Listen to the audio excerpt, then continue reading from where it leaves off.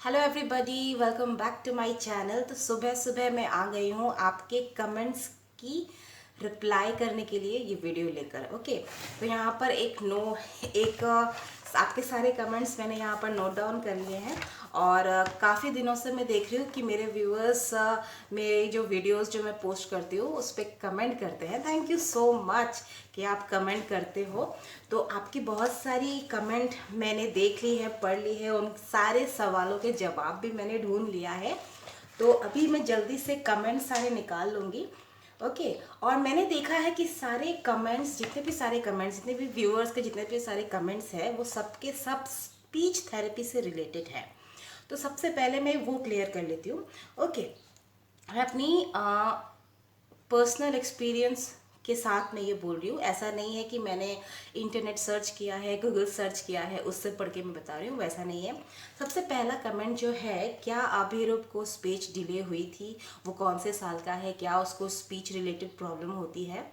Okay, ये number 1 में है। तो सबसे पहले मैं ये कह दूंगी कि अभिरूप को ऐसा कुछ नहीं है, स्पीच रिलेटेड प्रॉब्लम उसको बिल्कुल नहीं हुई। 3 साल की उम्र के बाद से ही वो प्रॉपर मतलब बोलना सीख लिया उसने। ओके, प्रॉपर उसको बोलना आ गया और स्पीच डिले बिल्कुल नहीं हुई थी। एक्चुअली हमें पता भी नहीं था कि ऐसा भी कुछ होता है ना।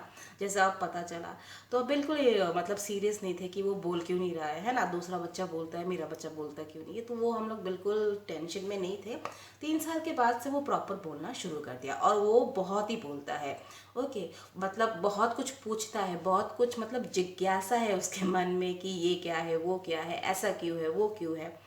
ओके, तो उसके बाद आते हैं उसकी एज कितनी है। वो है अभी 4+। ओके, तो उसको स्पीच रिलेटेड प्रॉब्लम बिल्कुल नहीं है। तो उसके बाद देख लेते हैं एडीएचडी और ऑटिज्म क्या सेम है। बिल्कुल नहीं, एडीएचडी ऑटिज्म बिल्कुल सेम नहीं है। एडीएचडी जो है वो है हाइपर एक्टिव। ओके, बच्चा एक जगह पे अटेंशन नहीं देता है। ओके, मतलब बहुत ही हाइपर है, इधर उधर भागते रहता है ना। मेरी एक मेरी चैनल में एक वीडियो भी है एडीएचडी पर, आप वो देख सकते हो। और ऑटिज्म जो है वो मैं बिल्कुल नहीं कहूँगी, क्योंकि एडीएचडी मैंने फेस किया है, ऑटिज्म मैंने फेस नहीं किया, तो उसके बारे में मैं कुछ बोलना नहीं चाहूँगी। अगर आप जानना चाहते हो तो प्लीज़ डॉक्टर से ही जानिए। ओके, उसके बाद आते हैं, क्या एडीएचडी में स्पीच डिले होती है। ओके, तो मैं स्पीच डिले होती है, क्या दोनों एक ही साथ होता है, एडीएचडी होता है बच्चे को तो क्या स्पीच की प्रॉब्लम भी होती है। तो अगर मैं अपने पर्सनल एक्सपीरियंस के साथ में कहूँ तो ऐसा बिल्कुल नहीं है। ओके, मैंने बहुत सारे बच्चे देखे हैं जो ऑटिस्टिक हैं लेकिन वो बिल्कुल हाइपर नहीं है। ओके, ऐसे भी बहुत सारे बच्चे हैं जो एडीएचडी है, मतलब हाइपर है, लेकिन वो बिल्कुल बोलते हैं, उनको स्पीच रिलेटेड प्रॉब्लम बिल्कुल नहीं है। और ऐसे भी बच्चे देखे हैं जो स्पीच थेरेपी के लिए आते हैं लेकिन वो बिल्कुल हाइपर नहीं है और ना ही वो ऑटिस्टिक बच्चे हैं। ओके, ना ही उनको ऑटिज्म है।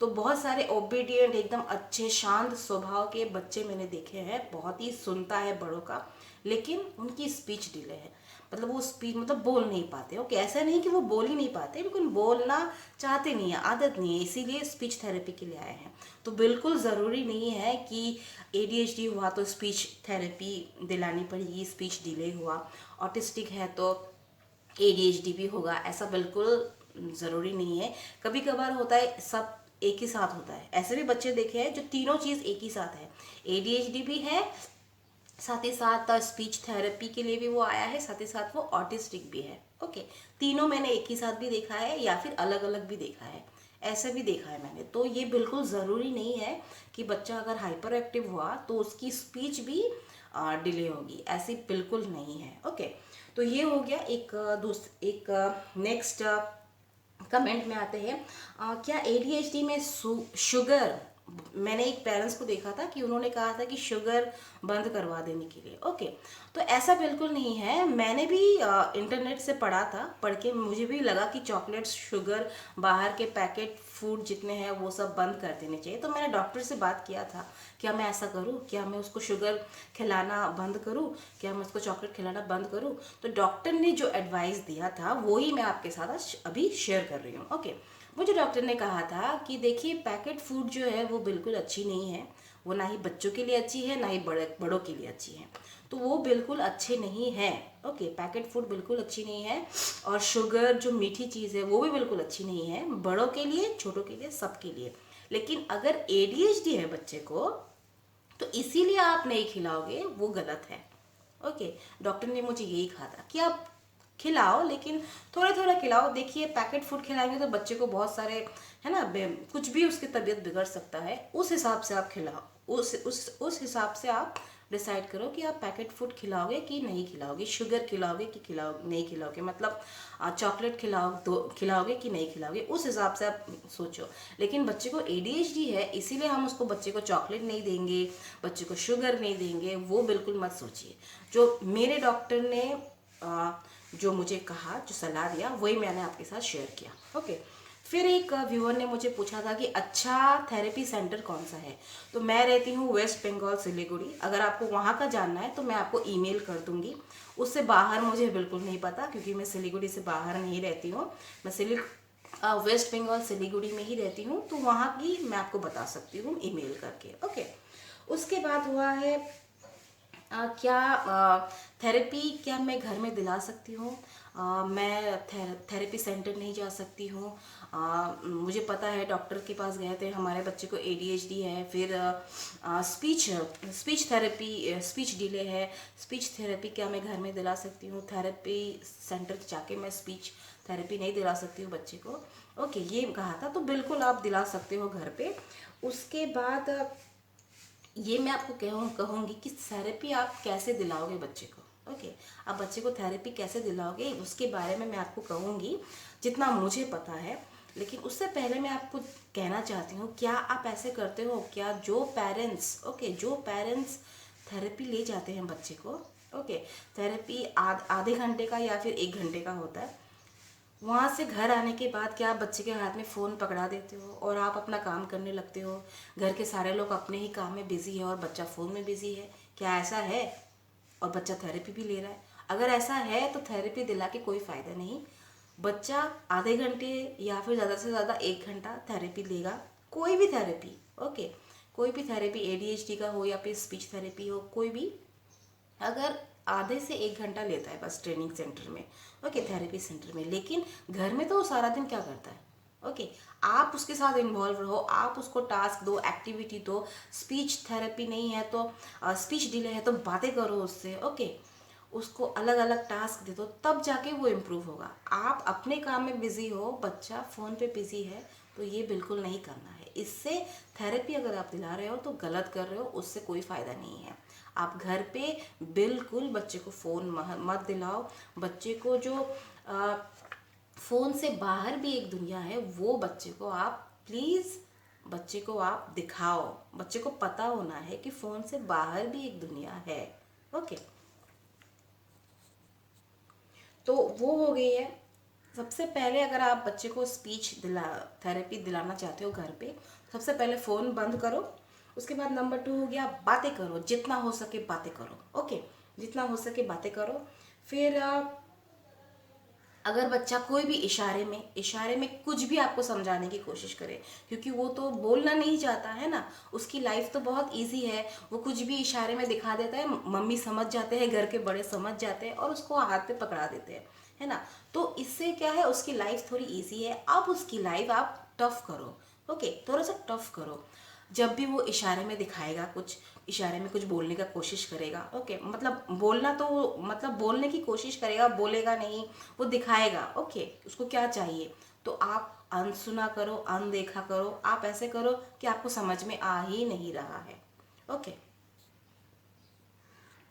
तो उसके बाद हो गया है, उसके बाद हो गया, कुछ भी इशारा हो या कुछ भी वो समझाने की कोशिश करे तो बिल्कुल अनसुना कीजिए, अनदेखा कीजिए। ओके, बच्चे शुरुआत में क्या करेंगे, बहुत ही चिड़चिड़ा हो जाएंगे, बहुत ही गुस्सा हो जाएंगे। ओके, मतलब बहुत ही कुछ हाइपर हो जाएंगे, कुछ ज़्यादा ही ओवर हो जाएंगे, है ना।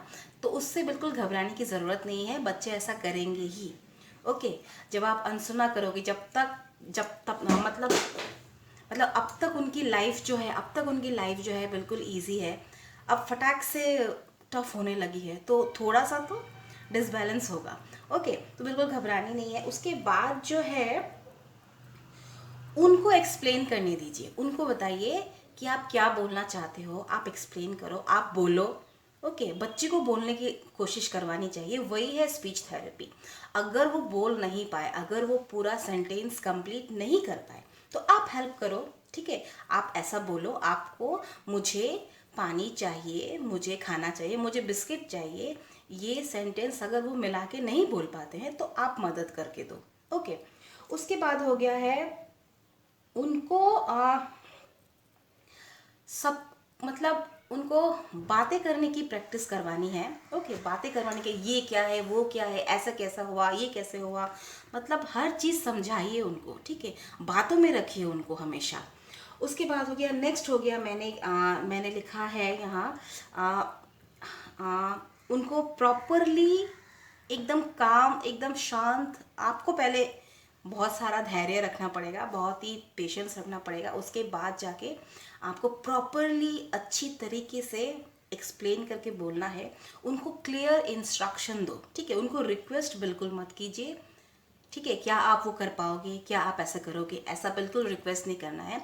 सीधा कहो, जाओ ये ग्लास किचन पे रख के आओ, जाओ ये डब्बा किचन पे रख के आओ, जा अपनी टॉयज़, जितनी भी सारी टॉयज़ आपने बाहर बिखेर के रखी है उनको अच्छी तरीके से समेटो। ठीक है, तो ये क्लियर इंस्ट्रक्शन आप दीजिए बच्चे को। उसके बाद बेड टाइम स्टोरी बहुत ही इम्पॉर्टेंट है। सोने से पहले कोई भी स्टोरी बुक आप रीडिंग कीजिए, बच्चे को समझाइए, या फिर खुद बना के भी आप बोल सकते हो स्टोरी, है ना। स्टोरी बुक खरीद लीजिए। तो स्टोरी, बेड टाइम स्टोरी बहुत ही अच्छी चीज़ है, बहुत ही अच्छी हैबिट है, उसको प्लीज़ कंटिन्यू रखिए।